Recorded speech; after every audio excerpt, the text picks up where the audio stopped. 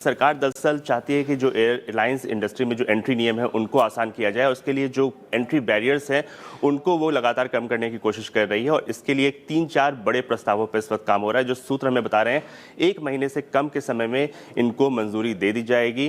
कुछ डीजीसीए के नॉर्म्स हैं और कुछ सिविल एविएशन मिनिस्ट्री की जो सिविल एविएशन रेगुलेशंस हैं उनमें बदलाव किया जाएगा।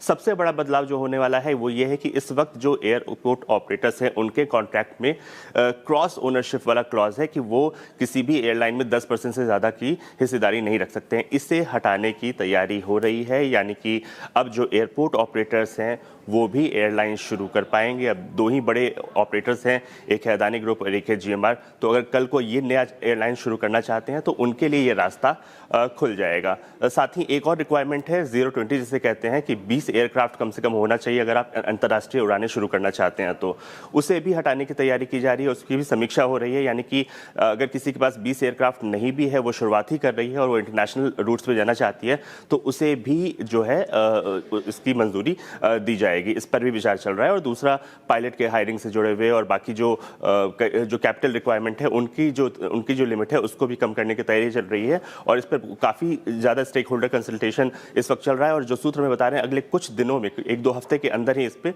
आपको कुछ ना कुछ अपडेट देखने को मिल सकता है।